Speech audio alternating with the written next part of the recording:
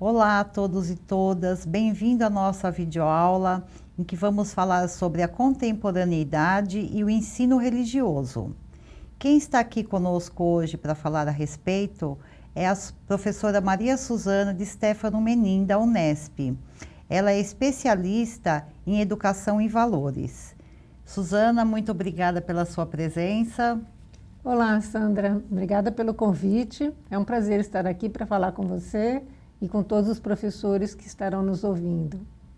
Então, para esse tema, eu pensei em trazer primeiro essa questão da contemporaneidade, que tem sido chamada de pós-modernidade, né? Quer dizer, a época contemporânea que estamos passando está ligada às características da pós-modernidade. E para descrever essas características, não há autor melhor do que o Bauman, né? E a expressão que ele usa é de sociedade líquida, né? O que ele quer dizer com isso? Ele quer dizer que tudo na sociedade atualmente se desfaz rapidamente, nada é fixo, nada é sólido. Então, isso em relação a campo de trabalho, em relação a valores, em relação a metas de vida, né? Em relação a relacionamento pessoal das pessoas com as outras, né?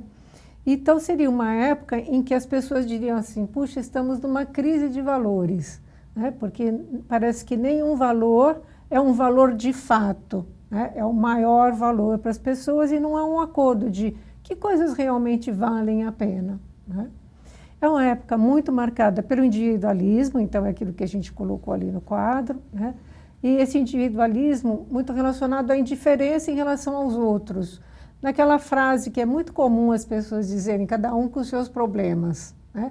Cada um na sua, como se a gente não tivesse que se envolver, né? E ter uma atitude de solidariedade em relação a todos os outros. E isso né? é um problema, né, Suzana? Porque, na verdade, nós vivemos em sociedade. O ser humano não é uma ilha.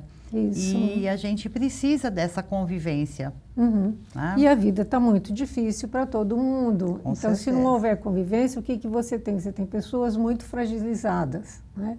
Ameaçadas de todo lado e culpadas pelo próprio fracasso. O Bauman fala nisso também, quer dizer, as pessoas estão muito sozinhas, né? Se elas vencem, então é aquele perfil do que se fez, e se elas têm um fracasso, que é muito provável de se ter, elas são culpadas desse fracasso. Até porque na nossa vida, a vitória ela não é cotidiana. Em algum momento a gente vai ter algum problema, vai ter algum fracasso, digamos assim. Isso. Né? Isso é humano, todo mundo passa por isso. Isso. Agora, imagina você passar por esses fracassos e não ter valores, né? Referenciais claros, metas claras que te digam, siga adiante, vá por esse caminho, tal coisa que vale a pena, né? Então, as pessoas se sentem perdidas, né? Dentro desse se sentir perdido, né, a gente costuma dizer que alguns valores chamam mais a atenção, que são aqueles ligados à aparência, né, e a questão da fama, a questão de ser visto. Né? Até o Bauman faz uma brincadeira que ele diz assim, agora não é o penso, logo existo, que já foi, ou não é o assisto, logo existo, que era da televisão, né? Agora é o sou visto, logo existo, que é a questão da internet. Né? Então, quantos me viram, quantos me curtiram, né? Quantos links aconteceram, né? Quantos amigos virtuais eu tenho. Né? Então, aí você tem a juventude envolvida nisso, né? Até as crianças e os jovens muito envolvidos nessa questão do vício, né? As comunicações, né? E o Facebook e sites desse tipo. Né? Dentro disso, a gente tem também a questão, então, da superficialidade dos valores, né? E existe aqui no Brasil, nós temos um autor que a gente gosta muito, que é o Yves de Lattaille, né? E ele fala que a cultura está marcada por duas tendências, né? Muito fortes, a cultura da vaidade e a cultura do tédio. Né? Na cultura do tédio, ele diz assim, nessa provisoriedade de valores, né? Nessa fragmentação de valores, como não há referenciais muito claros, nada vale muito a pena. Né? Então, você tem esse vazio existencial, né, que está resultando em crises dos adolescentes. Então, aí você tem aquelas questões de suicídio em jovens, que nunca foi tão grande. Né? Automutilação, a automutilação, a depressão. Isso, quer dizer, ou é a busca de estímulos muito fortes para sentir alguma coisa, né? Ou é a autodestruição. Né? E outra coisa que ele fala da cultura da vaidade, quer dizer, como a pessoa vale dependendo daquilo que ela aparenta, né? Então é o culto do corpo, é o culto da imagem, a questão dos cosméticos, né? O Brasil é um dos campeões vencedores de venda de produtos de beleza, né? E também de cirurgia plástica. Então, você vê, isso também está muito na nossa cultura, né? Então, você vê aí desde as crianças até adolescentes muito presos a essa questão do consumo, de ter as coisas da moda, né? De ter os objetos que são valorizados, né? E aí, então, a gente se pergunta, e como é que fica a escola, então, né? Em relação a tudo isso? Como é que fica a escola, né? Será que a escola tem uma posição clara em relação a valores? Se não tem, como é que ela fica? E aí o que a gente viu com algumas pesquisas que a gente fez em escola é que o que há em geral dentro da escola é uma diversidade muito grande de valores, né? Então você tem professores que se incomodam muito, por exemplo, com o racismo, tem outros que não se incomodam nada, tem outros que nem enxergam se há isso, né, dentro da escola. A mesma coisa com violência. Você tem professor que a violência incomoda demais, e ele para uma aula se ele perceber algum ato de violência entre os alunos. Você tem outro que é violento, né? Você tem outro que também não se incomoda, você tem outro que delega esse problema para a direção. Então, cada um tem uma posição diferente, né? E aí só fortalece essa questão da contemporaneidade, quer dizer, ou seja, vale tudo, então não vale nada, na verdade. Não existe uma linha de conduta única, um combinado entre os educadores, porque quando eu falo educadores, eu não falo só de professores, eu falo de todos os funcionários da escola, né? Claro. Então, precisaria ter um alinhamento de conduta para que todos tivessem a mesma postura e elegessem os mesmos valores a serem trabalhados junto com os alunos. Tem uma questão de planejamento. É uma questão de planejamento democrático, né, porque envolvem aí todos da escola, como você falou, né, ou pelo menos representantes de todos os setores da escola, inclusive alunos, inclusive pais de alunos, né, para dizer, olha, naquele ano, naquele momento, o que vai valer aqui, né? O que realmente a escola vai procurar como valores referenciais e o que ela não vai tolerar como os contravalores, né? Quer dizer, por exemplo, violência é um contravalor, então ela tem que ser um contravalor para todos, né? Respeito é um valor, então tem que ser um valor para todos. A justiça, né? A justiça, o respeito, a solidariedade, né? A generosidade e assim vai, né? Isso depende mesmo, né, da escola se voltar para esse problema, e às vezes essa questão é uma questão por ano mesmo, né? Porque por ano, às vezes, certos valores ou contravalores podem predominar, né? Ou contravalores podem estar incomodando mais. Exatamente. Eu só queria acrescentar uma coisa, Suzana, que eu acho sempre importante reforçar, que não adianta a punição. Tem que ter a reflexão. Então, a escola, né, a comunidade escolar escolhe os valores a serem trabalhados e isso tem que ser discutido com os alunos. Claro. Não é assim, alguém fugiu dessa regra, fugiu daquilo que tinha que ser, daquilo que foi combinado e existe uma punição. Não, tem que ter um diálogo, tem que ter reflexão, né? Então, eu só gosto muito de reforçar esses espaços mesmo de comunicação. Sim, e você toca na questão da justiça dentro da escola, né? Porque realmente essa questão das regras, às vezes aquilo que um agente escolar vê como uma regra muito clara e muito justa, para os alunos essa regra parece como muito arbitrária, né? Fora de lugar e desnecessária. Então é muito comum você acabar tendo na escola duas esferas de regras, as regras dos agentes escolares e as regras que valem entre alunos, né? E os alunos consideram essas regras da escola como coisas tontas, como coisas que não são deles, né? Como coisas vazias. Ora, isso não aconteceria se os próprios alunos ajudassem nessa construção, né? Ou tivessem consciência dos porquês dessa construção e fizessem junto, né, dessa construção das regras da própria escola. A construção das regras de forma democrática, como você colocou, né? E é interessante também mostrar que, como existe diferença de idade, existe diferença de valores, claro. Isso é muito natural. Por isso que o consenso é que realmente daria certo. Isso. Né? E aí você vai com vários procedimentos para isso acontecer, né? Mas principalmente as rodas de conversa, as assembleias, onde todos esses problemas aparecem, né? as arbitrariedades aparecem e aí as construções podem ser feitas, né? Mas aí, então, assim, o que a gente estava falando é dessa questão, né, dos valores ou das crises de valores dentro da escola e das posturas que a escola pode ter, né?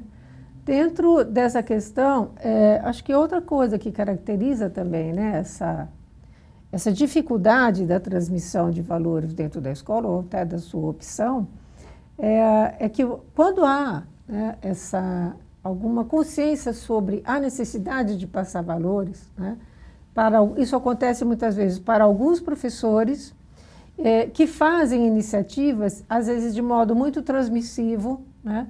Então você vê, por exemplo, em escolas onde um professor exige que se faça reza antes do começo da aula, né? Ou ele usa ditados religiosos na lousa, né? E às vezes ele pede para os alunos falarem sobre aqueles ditados religiosos, outros professores não, né? Então, de novo, é uma questão de um faz, o outro não faz, um faz de maneira transmissiva, né? E os alunos às vezes ignoram, às vezes acham ridículas essas iniciativas, né? Alguns levam a sério, né? Mas fica também essa questão de cada um fazendo, né, uma coisa da sua cabeça. O desalinhamento. Desalinhamento e arbitrariedade.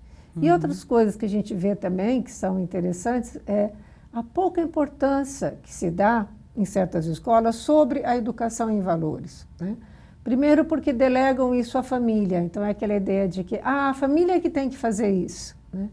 Como se fosse possível, né, que essa educação, mesmo que seja dada pela família, né, ela pode ser dada de maneiras diferentes, porque as famílias são muito diferentes, né?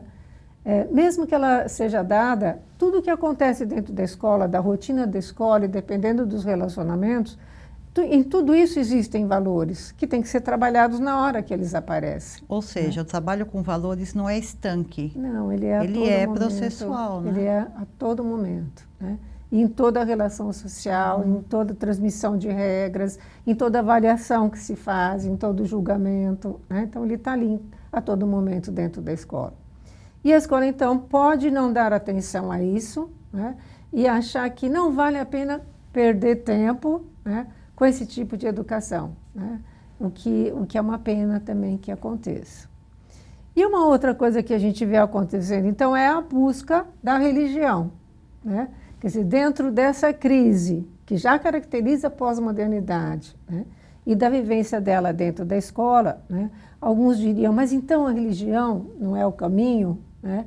A religião não é o necessário, né, para consertar, né, essa crise, para oferecer novos valores ou oferecer valores que valham a pena. Ou né? seja, usar a religião como um trabalho moral. Isso, como um trabalho moral, né?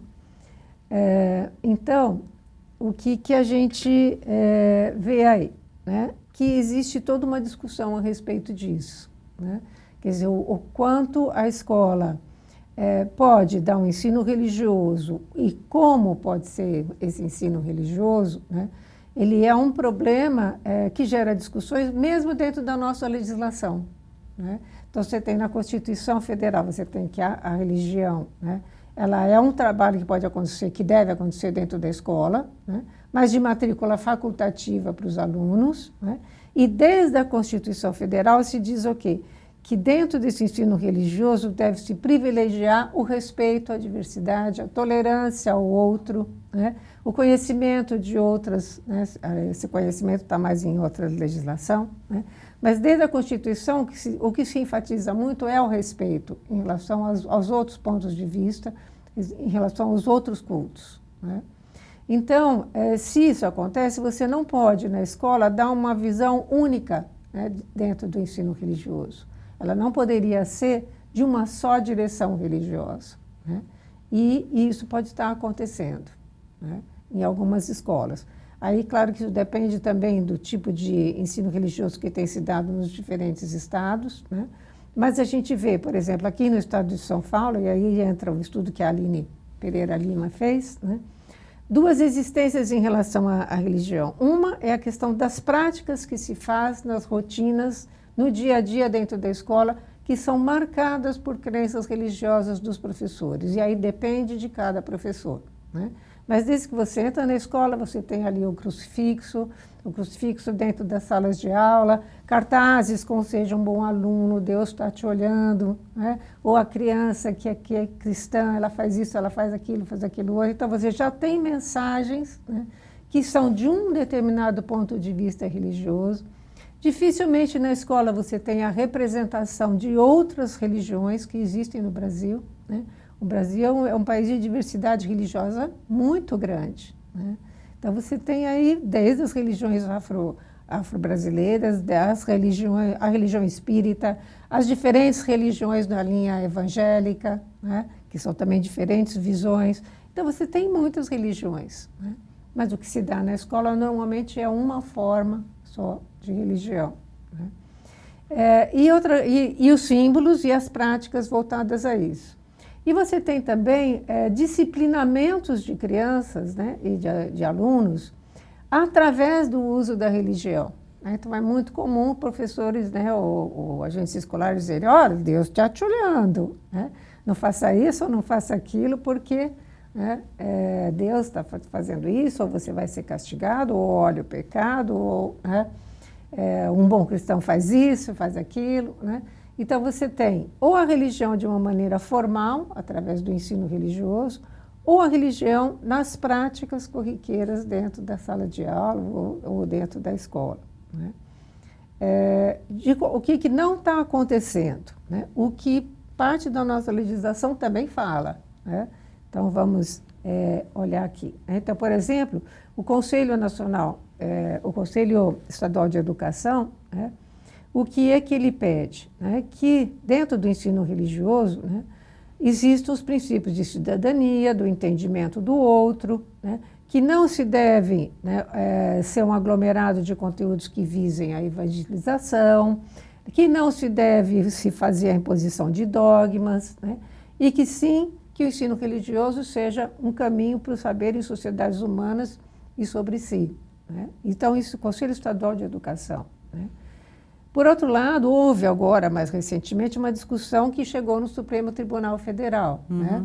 Porque uma certa parte, né, da sociedade advogava que o ensino religioso não deveria ser confessional, né? Ou seja, ele não deveria ser dado por uma linha religiosa dentro da escola, né, com a exposição de uma visão religiosa. Respeitar a laicidade. Respeitar a laicidade do Estado e a laicidade das escolas públicas, que são claro, o serviço do Estado, né?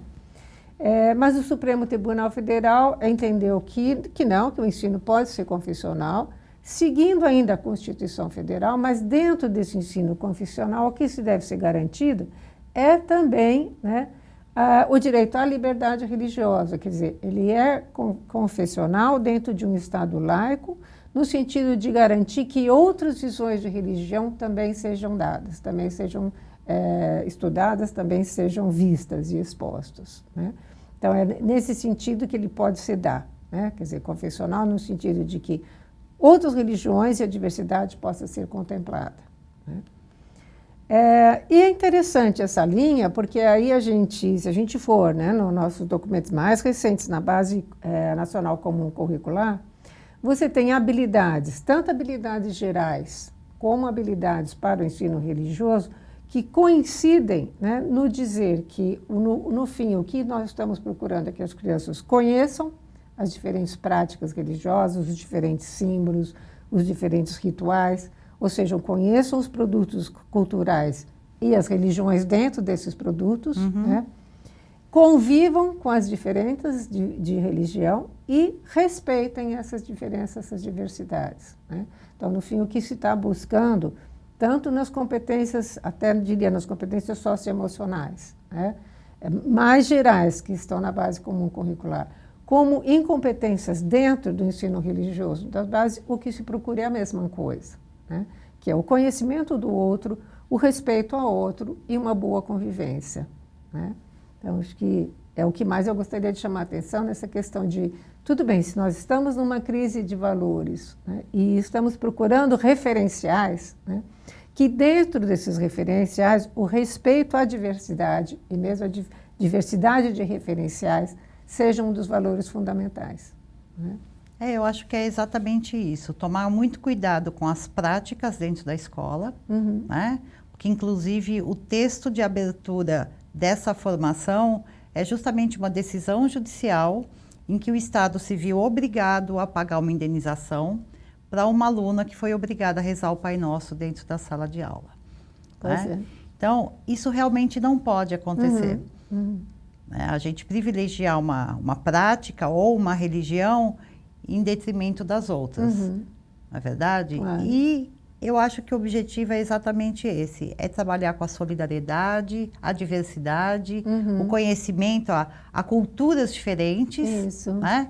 O respeito e o princípio de justiça Claro. dentro da escola. Uhum. Eu acho que você sintetizou exatamente aquilo que nós gostaríamos de transmitir para os nossos educadores. Ah, que ótimo, obrigada, Sandra. Agradeço muito a sua presença, Suzana. Eu que agradeço pensar em tudo isso, poder falar com vocês. Que bom, agradecemos.